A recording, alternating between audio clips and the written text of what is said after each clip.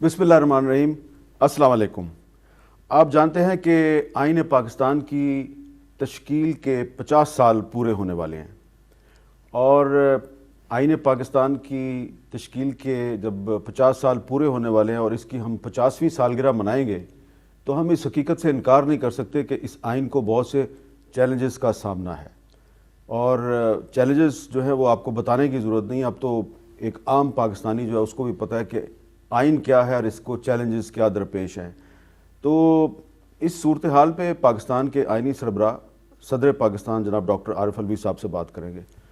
President صاحب بہت بہت شکریہ. شکریہ آپ کا جناب. جو چیلنجز ہیں ان پہ تو بعد میں آئیں گے، لیکن پہلے آپ سے ہم یہ جاننا چاہیں گے کہ کل قومی اسمبلی میں ایک بل پیش کیا گیا کہ چیف جسٹس آف پاکستان کا جو از خود نوٹس لینے کا اختیار ہے اس کو محدود کیا جا رہا ہے.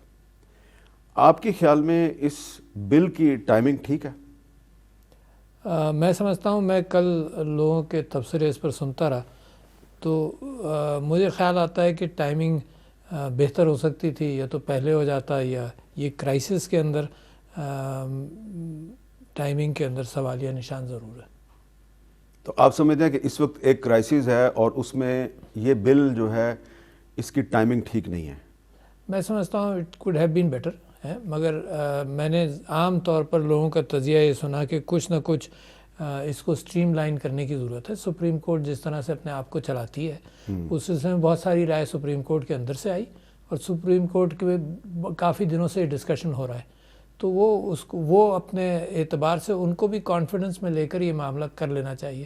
دراصل پاکستان کے اندر جب زور زبردستی کے ساتھ کوئی چیز کی جاتی ہے تو اس کے اندر بہت سارے سوالیہ نشان پیدا ہو جاتے ہیں، چاہے جس طرح سے بھی. آئی ایم ناٹ یعنی نان پارٹیسان سی میں بات کر رہا ہوں.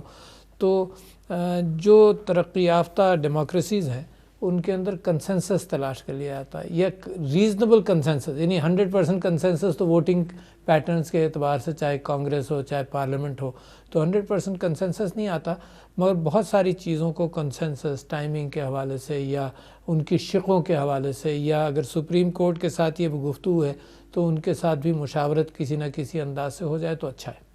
اچھا، اب کچھ وکلا حضرات جو ہیں وہ یہ دعویٰ کر رہے ہیں، اور ان کے دعوے میں سے میں یہ سوال آپ کے سامنے بصد احترام رکھ رہا ہوں. وہ کہتے ہیں جی قومی اسمبلی میں تو اپوزیشن ہے نہیں ہے، تو وہاں سے تو یہ پاس ہو جائے گا، پھر اس کو سینٹ بھی پاس کر دے گی، پھر جب یہ پریزیڈنٹ آف پاکستان کے پاس پہنچے گا تو وہ دستخط نہیں کریں گے اس پہ.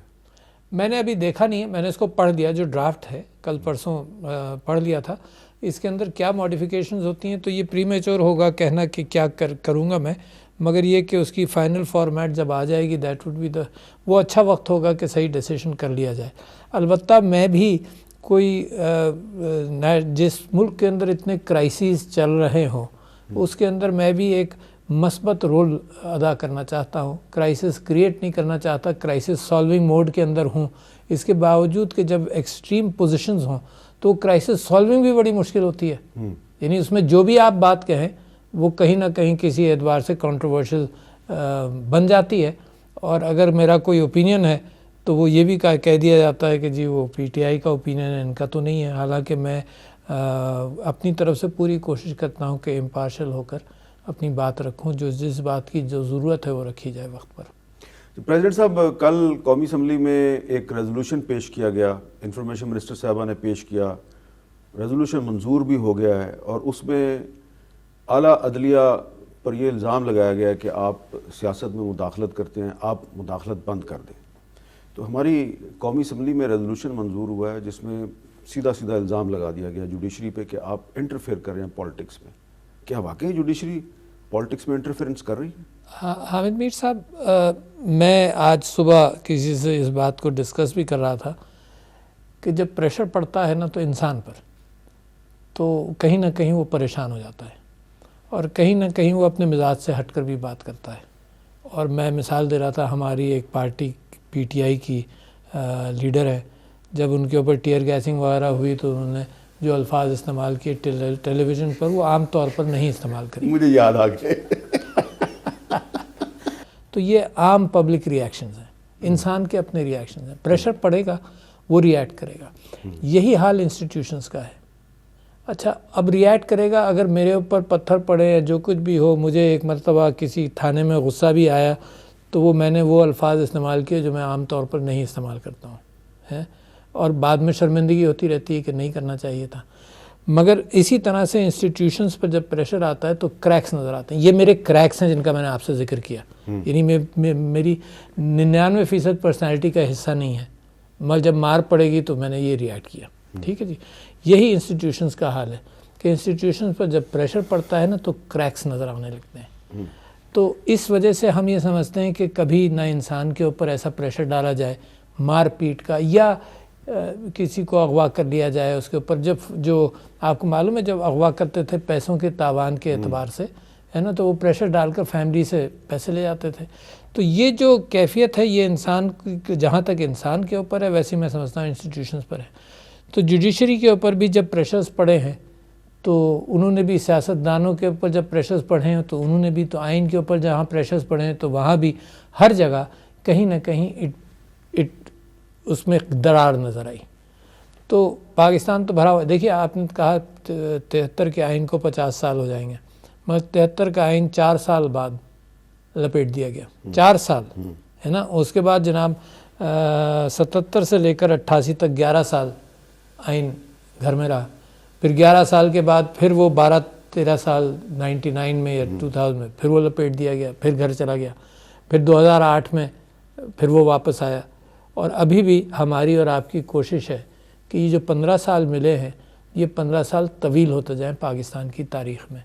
تو بہت بڑی ذمہ داری ہے سیاستدانوں پر اور سارے انسٹیٹیوشنز پر. مگر سب انسٹیٹیوشنز کے اندر مجھے آج کل یہ کریک پریشانی کے نظر آ رہے ہیں. پریشانی کے کریکس ہیں, یعنی یہ کہ ہمارے پر پریشر پڑ رہا ہے اور ہم اس کو کیسے ریئیکٹ کریں. تو ڈویژن آف تھنکنگ بھی ہو جاتی ہے ہر انسٹیٹیوشن میں, چاہے وہ سیاسی جماعت ہو, چاہے وہ اسمبلی ہو, پارلیمنٹ ہو, چاہے وہ جوڈیشری ہو, چاہے وہ فوج ہو.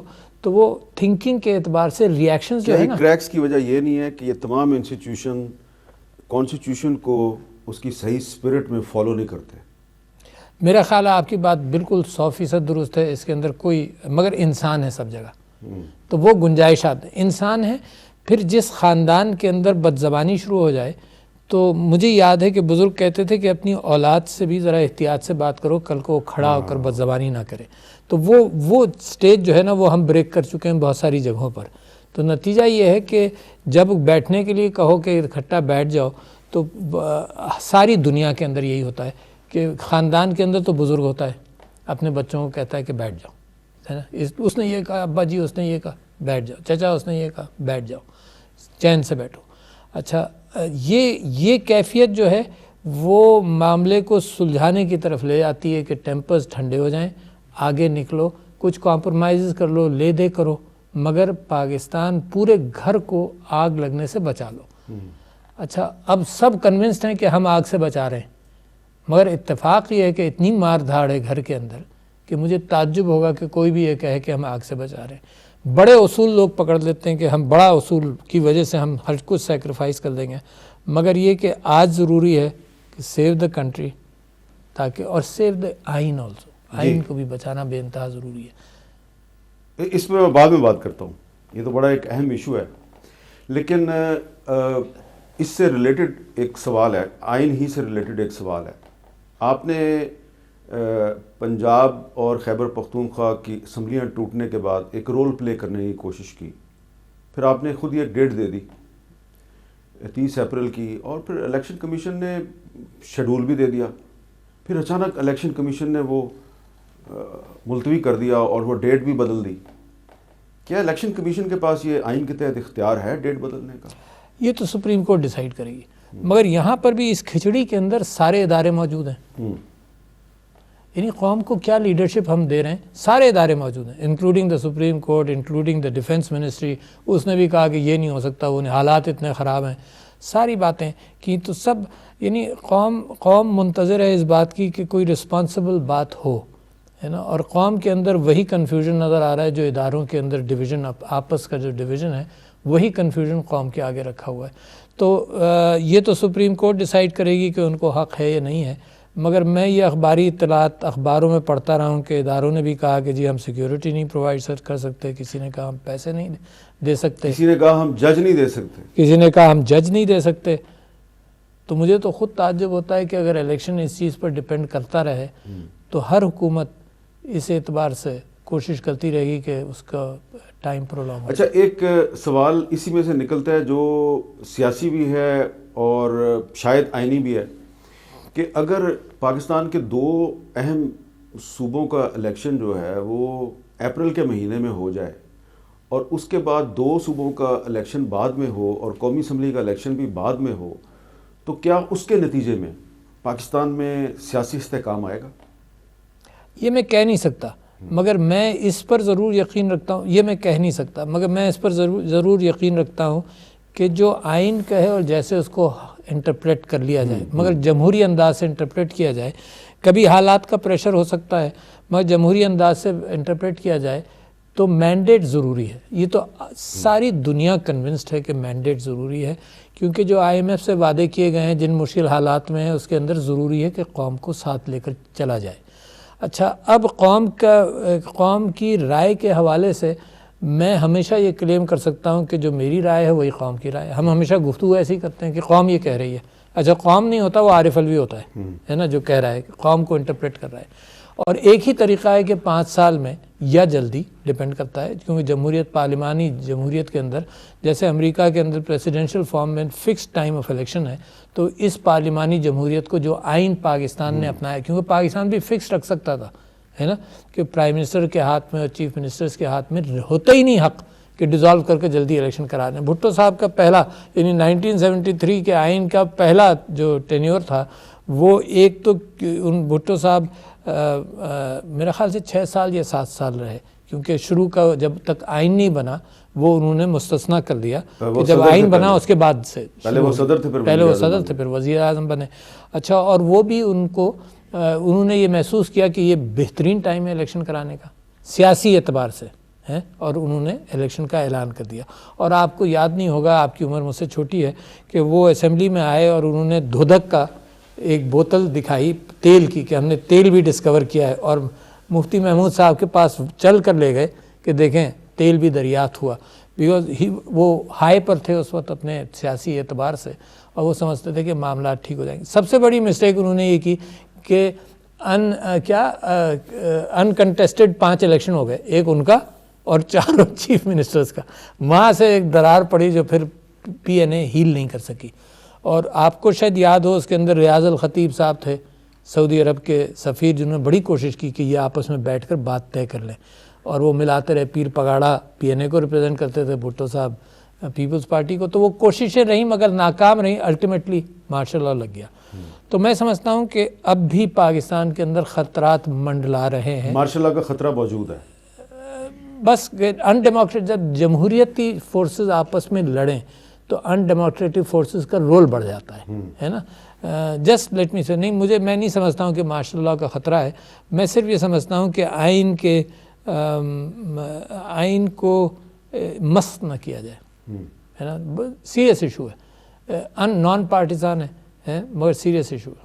لیکن اب اگر 30 اپریل کو الیکشن نہیں ہوتا تو وہ جو ایک آئین کے اندر ایک 90 دن کا پیریڈ لکھا ہوا ہے، تو 90 دن میں الیکشن پنجاب میں اور خیبر پختونخوا میں نہیں ہوتا، تو جو ہمارے جو لاء کے اسٹوڈنٹس ہیں وہ اپنے ٹیچر سے پوچھیں گے کہ سر یہ آئین تو یہ کہہ رہا ہے، تو یہ اب 90 دن میں الیکشن نہیں ہوا 2 صوبوں میں، تو اب توہین عدالت کس پہ لگے گی؟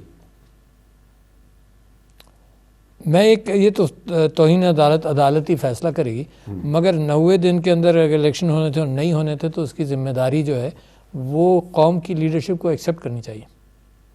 یہ دیکھیں نا، یعنی قوم کے انسٹیٹیوشنز کو اور لیڈرشپ کو ایکسیپٹ کرنی چاہیے.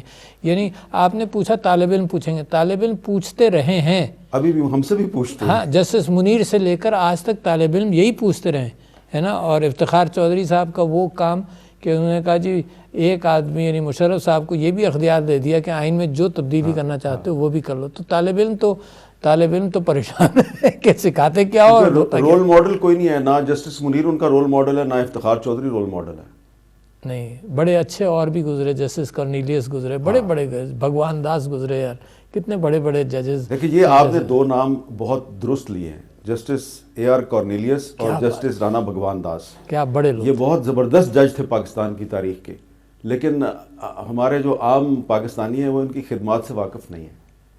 یہ یحییٰ بختیار صاحب سین فرانسسکو گئے, اس زمانے میں سین فرانسسکو میں تھا, تو وہاں پر سب پوچھتے تھے کہ یار بھٹو صاحب کے معاملے میں جو آپ نے وکالت کی, وکیل تھے وہ یحییٰ بختیار صاحب نے بھٹو صاحب کو ڈیفینڈ کیا تھا, تو ان سے پوچھا کہ بھئی یہ کورٹ کے اندر کیا ہوا, کس کے اوپر پریشر پڑا ججز کے اوپر.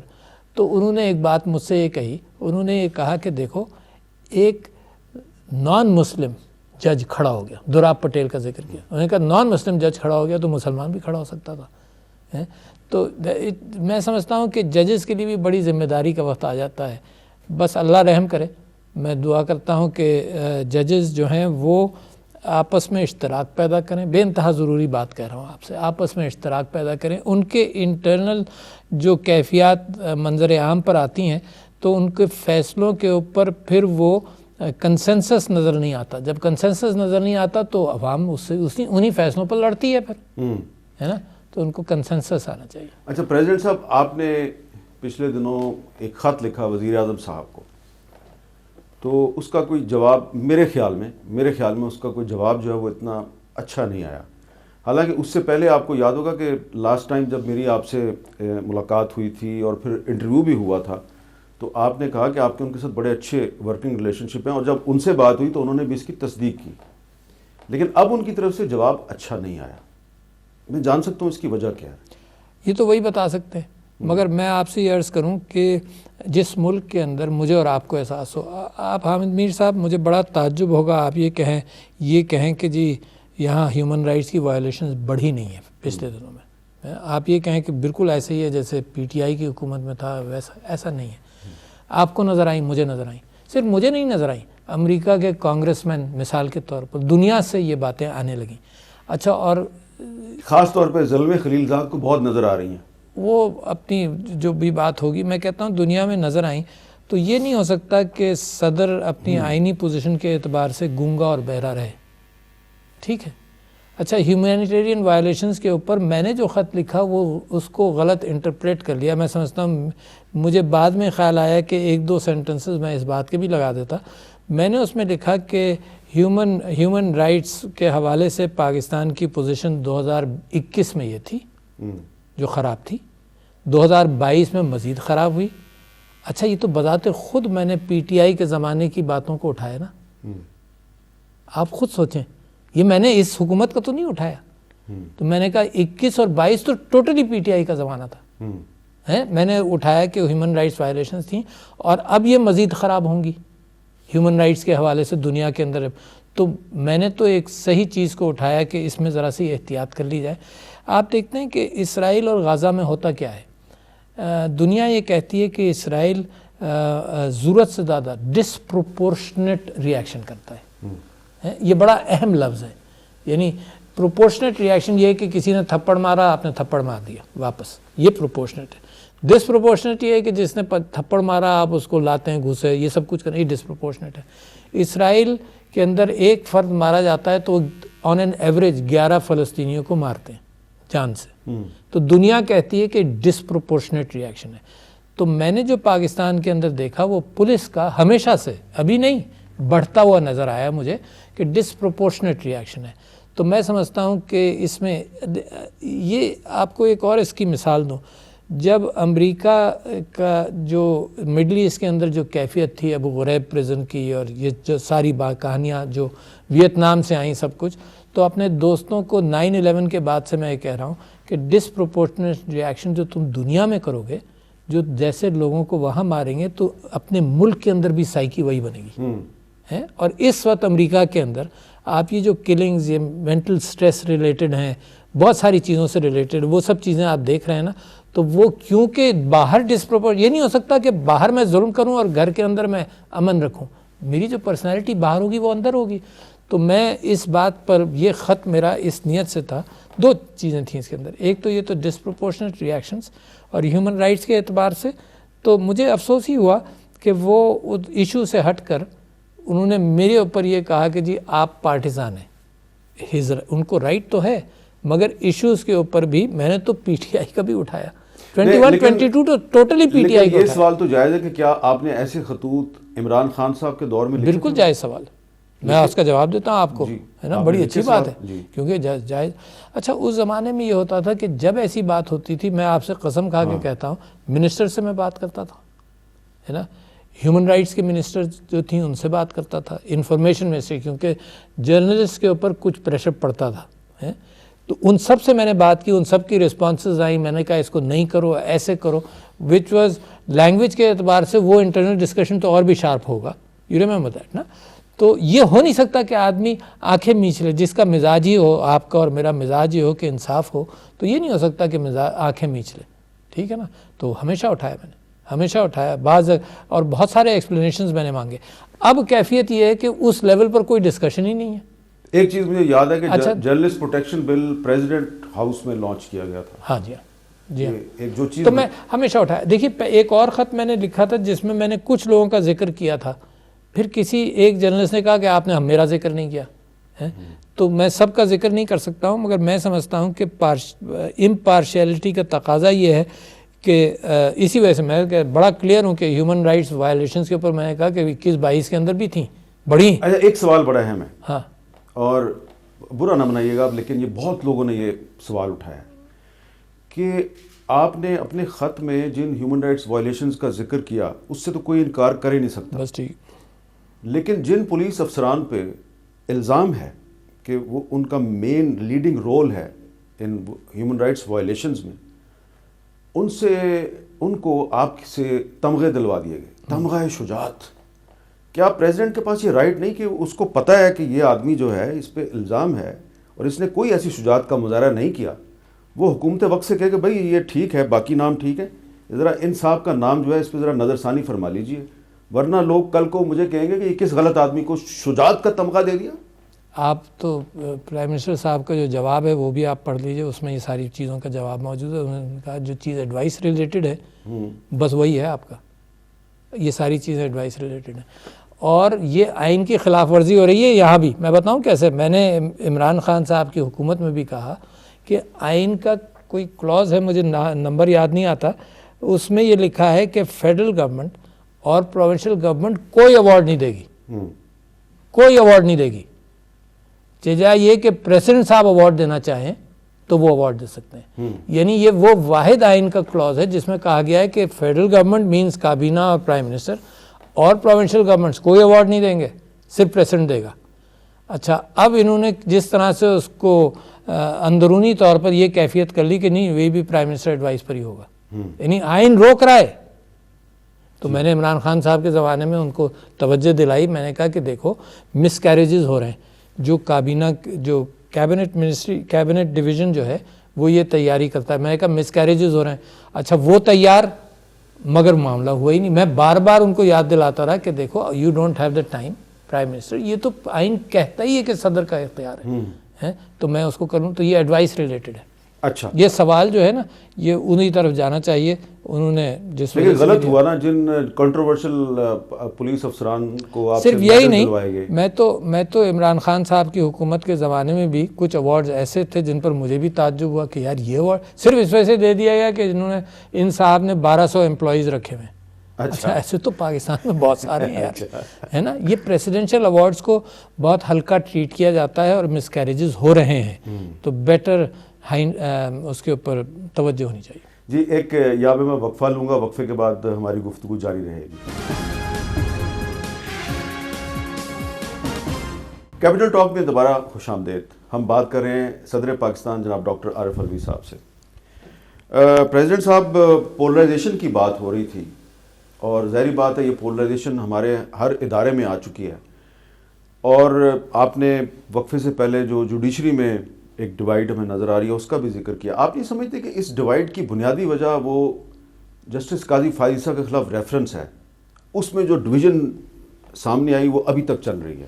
نہیں, میں نہیں سمجھتا ہوں وہ واحد وجہ ہے, کیونکہ ڈویژن پہلے بھی ہوئی ہے, مختلف انداز سے ہوئی ہے. جب بھٹو صاحب کی سزائے موت کا فیصلہ تھا تو اس میں ایک جسٹس صفدر صاحب تھے, پورا نام صفدر شاہ صاحب, ان کے ساتھ جو ہوا وہ بیچارے ان کو ملک چھوڑ کر بھاگنا پڑا, وہ پیدل پاکستان کا اور افغانستان کا بارڈر انہوں نے کراس کیا.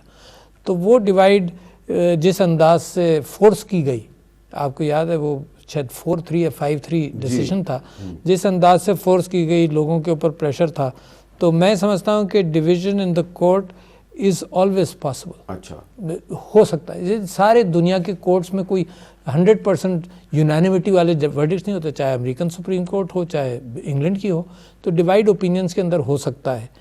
تو میں اس کو ٹریس نہیں کر سکتا. یہ آپ نے ایک ایسے دور کا حوالہ دیا جب پاکستان میں مارشل لا تھا, اب تو مارشل لا نہیں ہے یا ابھی بھی ہے؟ صفدر شاہ صاحب والا زمانہ, جی ہاں, جب تو ماشاء اللہ ضیاء الحق کا نہیں میں اس کا حوالہ دیا, مگر میں آپ سے یہ کہہ رہا ہوں کہ کورٹ کے اندر ڈویژن کا آپ یہ دیکھ لیجئے کہ جب ماشاء اللہ لگنے لگا تو جسٹس سعید الزماں صدیقی کی پورا بریلینٹ ٹیلنٹ, یعنی اس زمانے کے جو ججز چھوڑ گئے, ریزائن کر گئے, آپ ان کو دیکھیے. اور مجھے آج تک یاد ہے کہ سعید الزماں صدیقی صاحب میں ان کا مریض, وہ میرے مریض بھی تھے اور میرے والد صاحب کے بھی دوست تھے. تو میں ان کو یہاں آ کر ملا تھا اسلام آباد میں, اور ایسے ہی آیا تھا تو میں ان سے ملا اسی زمان. انہوں نے کہا جی ڈیفینیٹ یہ بات طے ہے کہ مجھ سے مشرف صاحب نے یہ کہا ہے کہ وہ ریزگنیشن لے آئیں گے کسی کا, اور یہ بات اس پر, مگر اگر نہیں لائے تو ہم سب ریزائن کریں گے. And he stood by his word. We lost a good talent. تو ڈویژن از نو ایشو, ہے نا, ڈویژن ہوگا, مگر یہ پرسنالٹی بیسڈ جو ڈویژنز ہیں یہ پریشان کن ہے. انا کا مسئلہ نہیں بننا. ہاں, انا کا مسئلہ, اوپینین کے اندر ڈویژن تو ہوگا. اچھا سر, یہ بتائیں کہ پچھلے دنوں آپ کی اور ڈاکٹر یاسمین راشد صاحبہ کی ایک آڈیو سامنے آئی, اور بالکل جب وہ آئی تو جس طرح آپ مسکرائے ہیں اور آپ نے ہلکا سا ایک کہکا لگایا, تو میرا بھی ریاکشن یہی تھا کہ یار اب آپ کانسٹیٹیوشنل ہیڈ آف پاکستان جو ہے اس کے ساتھ بھی یہ کریں گے, تو اس کی کوئی آپ نے کسی کو کہا کہ اس کی انکوائری کرو, یہ کیسے ہوا؟ نہیں, میں اس کو irrelevant سمجھتا ہوں. میں آپ کو بتاؤں کیوں. اس کے اوپر میں 2 سال سے تقریر کر رہا ہوں پارلیمنٹ کے اندر, اور میں نے یہ کہا کہ میری اور حامد میر صاحب کی جو نجی گفتگو ہو اس کو کسی کو رائٹ نہیں ہے سننے کا. اسلامی تاریخ اس سے بھری ہوئی ہے نا, کیونکہ کانٹیکسٹ ڈفرینٹ ہے. میرا اور آپ کا مذاق ہو سکتا ہے, 50 سال پرانا ہو سکتا ہے, میں اور میری بیوی کی گفتگو جو ہے وہ کسی کے کانوں کے لیے ہے ہی نہیں, میری اولاد کے کانوں کے لیے بھی نہیں ہے. ٹھیک ہے جی. جب یہ پریمیس ہے, اور میں نے اس کو اسلام سے ایسے جوڑا کہ حضرت عمر ایک دن گزر رہے تھے کسی جگہ سے رات کو, تو انہوں نے جھانک کر دیکھا تو کہیں کچھ لوگ شراب نوشی کر رہے تھے. اس زمانے میں وہ بہت سخت تھے اس معاملے میں. تو جب وہ دیوار سے جھانک رہے تھے تو جب پیچھے ہٹے تو صحابی نے کہا, جو ساتھ تھے, انہوں نے کہا رضی اللہ عنہ, انہوں نے کہا کہ جی آپ کل ایکشن لیجیے گا, یہ تو خلیفہ نے خود دیکھ لیا. تو ہی سیٹ کہ تو میں اللہ سے پناہ مانگتا ہوں کہ میں نے پرائیویسی انکروچ کی. تو یہ بڑی, اور غیبت کا مطلب ہی یہی ہے کہ آؤٹ آف کانٹیکس آپ ادھر کی بات کریں. غیبت کا مطلب کتنا کلیئر ہے, اور 1400 سال سے چل رہا ہے یہ حرکت, ہے نا. نماز کے قریب مت جاؤ, if that is the only statement I make, اگر نشے میں ہو, ہے نا, اس کو گول کر دوں. تو یہ چیزیں میری اور کسی کی آڈیو اگر لیک کرنی ہے یا جو بھی ہے, تو میں تو سمجھتا ہوں کہ غیر اخلاقی, غیر قانونی, اس کے اوپر میں نے کبھی نہ بحث کی ہے, نہ کروں گا, کسی بھی نہ ایکنالج کروں گا, نہ ڈینائی کروں گا, کیونکہ میں سمجھتا ہوں کہ یہ غیر اخلاقی اور غیر قانونی کیفیت ہے. دہشت گرد کا آپ کریں, مگر حامد بھائی ایک دہشت گرد کے ڈیفینیشن بھی پاکستان میں بڑا گڑبڑ ہو گیا. ہاں ہے, اینٹی ٹیررزم کے اندر آپ ہر ایک کو, آپ بھی ہیں نا دہشت گرد, میں بھی ہوں دہشت گرد, آپ کے خلاف بھی. اچھا تو یہ تو آپ یہ دیکھیے کہ تو عوام کے لیے بڑا کنفیوزنگ ہے کہ دہشت گرد کون ہے. ممکن ہے اسی وجہ سے ہم دہشت گردوں کو پکڑ نہیں پا رہے, کیونکہ وی آر کنفیوزڈ. دنیا میں کیا یہ ڈسکرپشن ہے دہشت گرد کا جو ہم استعمال کر رہے ہیں؟ کورٹس کو کیا احساس نہیں ہوتا, ججز کو احساس نہیں ہوتا کہ ڈفرینشیٹ کرے یار. اچھا لیکن اب اچھا سنیں, اس کے اندر ایک لائسنس میں دوں گا, اس کی ٹیپ کر لو جو دہشت گرد ہو, یعنی in the real time, not in this. آپ کو کورٹ سے اجازت لینی چاہیے. نہیں, یہ پاس نہیں ہوا بل کے اندر جب آیا تھا 2016 یا 17 کے اندر, تو میں نے یہ انسسٹ کیا تھا کہ یہ اگر کسی کی ریکارڈنگ کرنی ہے تو کسی مجسٹریٹ سے اس کی پرمیشن لیں, کسی جج سے. Fair trial act. ہاں, مجسٹریٹ سے پرمیشن لیں. تو لوگوں نے کہا کہ یار یہ واقعہ کر دے گا, اور پرمیشن نہیں آئی تو میں نے کہا کہ 24 گھنٹے کا لائسنس بھی لے سکتے ہو, کہ آپ کر لیں اور پوسٹ فیکٹو مگر ٹھپا لگائیں. ٹھیک ہے نا, ایک تو وہ بات. دوسری یہ ہے بڑی گھناؤنی کیفیت ہے نا, کیا کیا ریلیز ہو جائے, کہاں سے کیا ہے. تو لہٰذا اچھا بڑی عجیب بات ہے آپ کے پروگرام میں لوگ کیا کرتے ہیں کہ جی بڑی غلط بات ہے مگر اس کے کنٹینٹ پر بحث کرتے ہیں پھر. یہ عجیب سی بات, یعنی دیکھو نا ایک بڑی عجیب سی بات ہوتی ہے, لوگ کہتے ہیں کہ جی میں آپ کی بڑی عزت کرتا ہوں, بڑی ایک خلابے میں لائیں گے بڑی عزت کرتا ہوں, آپ ایسے جرنلسٹ ہیں, یہ ہیں وہ ہیں, مگر جب مگر کہتے ہیں نا تو اس کا مطلب اچھا لیکن میں بھی ایک لیکن لگا کے سوال آپ سے یہی کرنے لگا ہوں کہ ایک جج صاحب جو ہیں ان کی بھی ایک آڈیو سامنے آئی ہے, تو کیا یہ سپریم کورٹ کی کریڈیبلٹی کو بچانے کے لیے ضروری نہیں ہے کہ کم از کم اس کی تو وہ خود ہی کہہ دیں کہ بھائی اس کی انکوائری کرو؟ نہیں, میرا خیال یہ کہ انکوائری کا امکان آج کل یوں نہیں ہے کہ یہ جو ریکارڈنگ ڈیوائسز ہیں یہ اتنے عام ہو گئے ہیں, اتنی پاسبل ہے. یعنی میں آپ سے گفتگو کر رہا ہوں, ایک تو یہ تو آفیشیل ریکارڈنگ ہو رہی ہے نا, مگر اس بات کا امکان ہے کہ کوئی ٹیلی فون جیب میں رکھے ہوئے ہو ہیں اور اس کے اندر ریکارڈ ہو. میں جس زمانے میں ٹکٹ دیے جا رہے تھے 2013 کے, تو ایک صاحب لوگوں نے پروٹیسٹ کر لیا میرے گھر کے آگے, میں سیکرٹری جنرل تھا پارٹی کا, پروٹیسٹ کر لیا کہ جی ہم ٹکٹ لے کر جائیں گے. میں کہا بیٹھو یار. اچھا وہاں پر ایک صاحب نے اپنا ٹیلی فون یہاں رکھا اور انہوں نے بڑی آل فال بکی, اور میں نے بھی ان کو ریئیکٹ کر کر سمجھایا ہے. تو انہوں نے جو ریکارڈ کر لیا تھا وہ جو انہوں نے آل فال بکی تھی وہی نشر کرتے رہے کہ جی میں نے یہ کہا, میں نے یہ کہا, میں نے یہ کہا اور میں نے جو ان کو کہا تھا وہ غائب. تو لہٰذا اب یہ اس کے اوپر تحقیقات بالکل بیکار مجھے لگتی ہیں. It is so common a feature. مگر انسٹیٹیوشنز کو احتیاط کر لینی چاہیے. انسٹیٹیوشن میری مراد آئی بی, پولیس, ان لوگوں کو احتیاط کر لینی چاہیے. صرف آئی بی اور پولیس, سبھی جو بھی کر رہا ہے انسان ٹھیک ہے. انسان سے بڑا کوئی انسٹیٹیوشن ہے نہیں دنیا میں. اچھا ایک سوال جو ہے وہ میں نے سوچا تھا کہ آپ سے کروں, پھر سوچا نہ کروں, پھر میں نے کہا نہیں کر ہی لیتے ہیں. پچھلی دفعہ جب میں آپ سے انٹرویو کر رہا تھا تو میں نے آپ سے پوچھا تھا کہ آپ کوئی صورتحال کو ٹھیک کرنے کے لیے کوئی ملاقاتیں وغیرہ بیک ڈور چینل سے کوئی کام کر رہے ہیں, اور آپ کر رہے تھے اور کوشش آپ نے پوری کی, لیکن اس کا کوئی نتیجہ نہیں نکلا. میرا اشارہ عمران خان صاحب کی اور جنرل قمر جاوید باجوہ کی ملاقات کی طرف ہے. آپ نے تو وہ ڈسکلوز نہیں کی, باجوہ صاحب نے خود ہی کر دی. تو اب عمران خان صاحب مطالبہ کریں کہ جنرل باجوہ کا کورٹ مارشل ہونا چاہیے. تو پہلے آپ نے ان کی میٹنگ کروا دی, اب مطالبہ ہو رہا ہے ان کا کورٹ مارشل کروا دیا جائے. یہ آپ کامیاب کیوں نہیں ہوئے؟ میری خواہش یہ تھی, جیسے میں ابھی بھی کر رہا ہوں, جو سیاستدانوں کے بیچ میں کر رہا ہوں, تب مجھے لگا کہ یہ پولرائزیشن بہت زیادہ خطرناک ہے, اور ابھی بھی یہ پولرائزیشن بڑی خطرناک ہے, جس کے اندر عمران خان صاحب کبھی کبھی اپنی تقریروں میں کہتے ہیں کہ جی میرے اوپر ریڈ لائن لگا دی گئی ہے, کہیں نہ کہیں سے کوئی چیزیں نکل رہی ہوں گی جس کے اوپر وہ ڈٹرمنیشن ہے. تو وہ پولرائزیشن کم کرنے کی میری نیت تھی. I was never a negotiator. میں بن بھی نہیں سکتا ہوں, کیونکہ پارٹی کی اپنی سوچ اور ہوگی, ان کی میں گراس روٹس پالیٹکس میں نہیں ہوں, میں سمجھتا بھی نہیں ہوں اتنا. البتہ سطحی طور پر دنیا کو جو نظر آ رہا ہے وہ یہ کہ جناب آپس میں لڑائیاں بہت ہیں. تو اسی اعتبار وہی کوشش تھی میری کہ وہ کم ہو جائے, تو مگر ہوئی نہیں. تو اب کوئی آپ نے ماضی قریب میں کوشش کی کہ نئے آرمی چیف کی اور عمران خان صاحب کی ملاقات کروا دی جائے؟ نہیں, ملاقات کی کوئی کوشش نہیں کی میں نے. جو آرمی چیف صاحب سے میری جب بھی گفتگو ہوتی ہے تو آئی فائنڈ ایم پازیٹیو, اور میں ان سے یہی کہتا ہوں کہ حالات کی بہتری کی طرف معاملہ جانا چاہیے. میں کانسٹیٹیوشنل ہیڈ کے ناطے ان سے یہ نہیں کہہ سکتا کہ سیاست میں انٹرفیئر کرو, بلکہ میں ان کی جو بات باجوہ صاحب نے کہی تھی, اور کسی نے بڑا اچھا کہا کہ باجوہ صاحب نے کہا تھا, یہ سب پر اپلائی نہیں ہوتا, باجوہ صاحب نے کہا تھا کہ فوج جو ہے وہ سیاست سے دور ہونا چاہتی ہے. مگر آرمی چیف جب آئے انہوں نے بھی اور پہلا سٹیٹمنٹ یہی دیا کہ فوج سیاست سے دور ہونا چاہتی ہے. تو میری جب بھی ملاقات ہوئی تو ان سے میں نے یہی ذکر کیا کہ میں چاہتا ہوں کہ سیاستدان اب اس ونڈو سے فائدہ اٹھائیں, کہ فوج اگر سیاست سے دور ہونا چاہتی ہے تو آپ ذمہ داری سے کر لو. یعنی بالکل ایسے ہی ہے کہ ماں باپ گھر سے باہر جائیں, پھر مثال کے طور پر, اور بچوں کو کہہ جائیں کہ دیکھو ٹھیک خیال رکھو, تو بچوں کے اوپر ایک رسپانسبلٹی آ جاتی ہے کہ خیال رکھیں. تو یہی میں کہتا رہا ہوں. میں نے ان سے کبھی یہ ریکویسٹ نہیں کی کہ عمران خان صاحب سے ملاقات کریں. جی ایک وقفہ, اس کے بعد دوبارہ ملتے ہیں. کیپٹل ٹاک میں دوبارہ خوش آمدید. جی پریزیڈنٹ صاحب, آغاز میں نے کہا تھا کہ آئین کی تشکیل کے 50 سال پورے ہو گئے.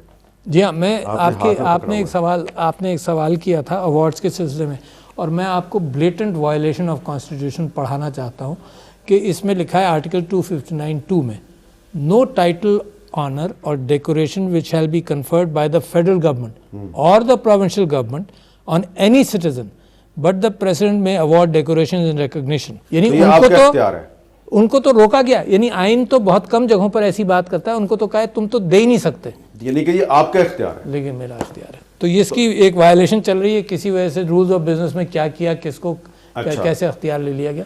اچھا، اب اس میں مجھے یہ بتائیں کہ یہ آپ کے خیال میں یہ جو 1973 کا کانسٹیٹیوشن ہے، آپ نے خود ہی بتا دیا کہ پہلے 77 میں اس کو ایبروگیٹ کیا گیا، پھر 1999 میں ایبروگیٹ کیا گیا، پھر 2007 میں ایمرجنسی لگائی گئی، 3 دفعہ نہیں پھر ہاں 99 میں، پھر 2000. ٹھیک، 3 دفعہ یہ آئین جو ہے توڑا گیا، تینوں دفعہ یہ واپس آ گیا. تو 56 کا آئین ریسٹور نہیں ہوا، 62 کا آئین ریسٹور نہیں ہوا، 73 کا جو آئین ہے اس نے اپنی ہیٹرک مکمل کی ہے، اس کو توڑا گیا، یہ بار بار بحال ہوتا ہے. بالکل. اس کی اسٹرینتھ کیا ہے؟ میں سمجھتا ہوں اس کی strength, this is the brilliance of Zulfikar Ali Bhutto. میں 2-3 چیزوں میں ان کی بریلینس کا ایکنالج کرتا ہوں. ایک شملہ ایکارڈ، یعنی جب چیزیں فالنگ اپارٹ، اس کے باوجود نیگوسیشنز کر صرف ایک چیز انہوں نے ییلڈ کی، وہ line of control, cease fire line کو لائن آف کنٹرول کہا، اور انہوں نے کہا کہ یہ بائی لیٹرلی ہم سالو کریں گے. یہ 2 چیزیں ییلڈ کی، مگر بہت بڑا کام کیا انہوں نے. البتہ یہ بھی صحیح بات تھی کہ 80-90 ہزار جو پرزنر آف وار تھے ان کو انڈیا رکھ بھی نہیں سکتا تھا، but still things falling apart کو مینیج کر لیا. اسی طرح سے یہ آئین ان کی بریلینس کا کمال ہے، اور اس میں یونانیمٹی اختیار کرنا. یہ دوسری بات ہے کہ بھٹو صاحب نے یونانیمٹی اختیار کر دوسرے ہی دن اس کے خلاف کام کر دیا ہے نا، اس کو ایک طرف کر دیا ہے، مگر سب سے دستخط کرا دیا. بہت بڑی بات ہے. ویری فیو پیپل، میرے خیال سے 2-3 ممبران. لیکن جنہوں نے دستخط کیے، خان عبد الولی خان صاحب نے، مولانا مفتی محمود صاحب نے، غوث بخش بزنجو صاحب نے، ان کو بھی تو تھوڑا کریڈٹ دینا چاہیے. ہاں ظاہر آف کورس، میں یونانیمٹی کا کریڈٹ، مگر یہ ڈرافٹنگ کا کریڈٹ تو ان کی طرف نہیں جاتا. یہ ڈرافٹنگ کا کریڈٹ جاتا ہے چند لوگوں کی طرف. حفیظ پیرزادہ، بہت بڑا رول ہوگا آئین کی ڈرافٹنگ میں. بھٹو صاحب ہمسیلف بہت ہی انٹیلیجنٹ آدمی تھے. تو میں یہ سمجھتا ہوں کہ آئین کی اسٹرینتھ عوام ہے، اور مجھے تو جناب 8-10 مہینے سے یہ خیال آ رہا تھا، اور میں اپنی تقریروں میں یہ بات کر رہا تھا کہ آئین از انڈر تھریٹ. بلکہ جب عمران خان صاحب پروونشل اسمبلیز ڈیزالو نہیں کی تھی انہوں نے، تب سے میں نے عمران خان صاحب سے بھی کہا، پبلکلی کہا، 4-5 مہینے پہلے کی بات ہے، میں نے ان سے کہا کہ یار مجھے تو یہ لگنے لگا ہے کہ اکتوبر کے الیکشنز بھی انڈر تھریٹ ہیں. اکتوبر 2023 کے؟ ہاں. تو تھریٹ کہاں سے آ رہا ہے؟ تھریٹ ہر اس ویسٹڈ انٹرسٹ سے آ رہا ہے، جو 2 انداز سے. ایک تو یہ کہ میں سمجھتا ہوں کہ موجودہ حکومت یہ محسوس کرتی ہے کہ اس نے، اور کہتی بھی ہے، وہ کہتی ہے کہ ہم نے قربانی دی، ہم نے پاکستان کو سنبھالا دیا، پاکستان بہت خراب طرف جانے والا تھا. اچھا، پبلک پرسیپشن تو عجیب شے ہے نا. پبلک پرسیپشن میں اگر یہ کہا جائے کہ پاکستان کا یہ حال جو ہے وہ انہوں نے کیا ہے، تو پبلک تو یہ کہتی ہے کہ اس کا دور اور یہ دور ملا لو.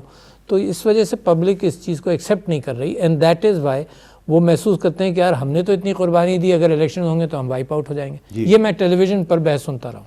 ممکن ہے نہ ہو وائپ آؤٹ. میں سمجھتا ہوں کہ جب الیکشن ہوتا ہے نا، تو اس کے اندر لوگ اپنے نیریٹو کے اعتبار سے بہت ساری چیزیں ہو جاتی ہیں. آپ کو معلوم ہے اسپین کی جو اسٹرانگسٹ پارٹی تھی وہ اتفاقیہ، یعنی وہاں ایک ایکسیڈنٹ ہو گیا تھا جو باسک ٹیررسٹ کے ذمے لگا کر دوسری پارٹی آ گئی، حالانکہ وہ باسک ٹیررسٹ نہیں تھے. کچھ لوگ کہہ رہے ہیں لیول پلینگ فیلڈ چاہیے. اگر نواز شریف صاحب ڈسکوالیفائی ہوئے تو پھر عمران خان صاحب کو بھی ڈسکوالیفائی کیا جائے. اچھا، یہ آرگومنٹ نہیں ہوتا. یہ آرگومنٹ نہیں ہوتا کہ جی یہ تو اس میں تو ہوتا ہے، کیا کہتے ہیں، گھوڑوں کی پولو والوں کے اندر دوڑ کے اندر ہوتا ہے نا، کہ گھوڑا اور اس کا جو سائز ہے وہ ہلکا ہے. کسی سیاستدان کی نااہلی پاکستان کے مسائل کا حل ہے؟ نہیں، کبھی بھی نہیں تھا. تو نواز شریف کی نااہلی بھی مسئلے کا حل نہیں تھا. میرے خیال سے اس نے کمپلیکیٹ کیا. یہ ہائنڈ سائٹ میں کہہ رہا ہوں، کیونکہ میں تو بھٹو صاحب کو جب ٹرائل ہونے لگا تو میں تو یہ چاہتا تھا کہ فیئر ٹرائل ہو، ہے نا، کسی کو پوچھیں تو صحیح نا. اچھا، جب آپ فیئر ٹرائل کرنے جاتے ہیں تو لوگ کہتے ہیں پیچھے دیکھو. وہاں سے شروع کرو. تو آپ کو معلوم ہے نیب کا بل جو تھا 1980 سے شروع ہوا, لوگ کہتے تھے اس سے پہلے سے شروع کرو. تو لہٰذا میں یہ سمجھتا ہوں آج بھی کہ کسی پارٹی کو بین کرنا, نیپ جو تھی نیشنل عوامی پارٹی وہ بنی NDP, شہرباز خان مزاری صاحب نے لیڈ کیا, نیشنل ڈیموکریٹک پارٹی نام بدل کر بھی آ گئی, ان اسٹیج ان ایگزسٹنس. تو لہٰذا آج وہ ANP کی صورت میں موجود ہے, آج وہ ANP کی صورت میں موجود ہے. تو میں یہ سمجھتا ہوں کہ کسی کو آپ اور بڑا خطرناک کیفیت ہوگی اگر آپ اس طرح سے کام کیا جائے. کیوں؟ ایک تو میں سمجھتا ہوں جان کا خوف, جان کی کیفیت.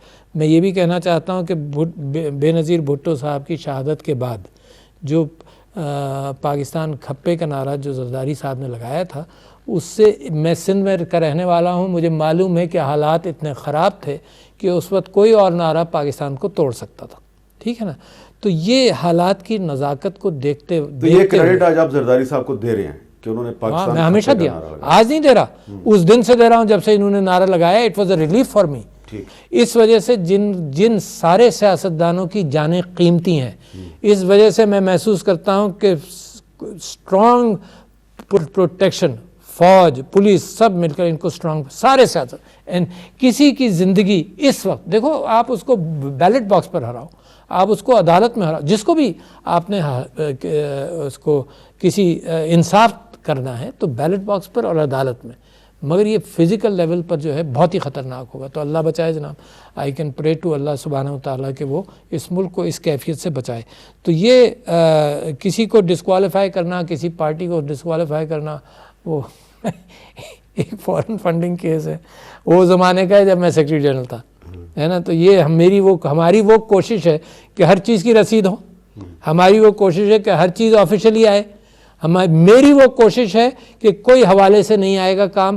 امریکہ کے قوانین کے مطابق یہ جتنے ڈونیشنز ہیں یہ آفیشلی آنے چاہیے. تو ہم نے LLC لمیٹڈ لائبلٹی کمپنی کھولی, تو اس کے اندر مس کیریج اگر ہوئے ہیں کچھ تو اس کا الیکشن کمیشن, مگر یہ فارن فنڈنگ تو کہیں سے بھی نہیں ہے نا. بہت بہت شکریہ پریزیڈنٹ صاحب, بہت بہت شکریہ, تھینک یو ویری مچ.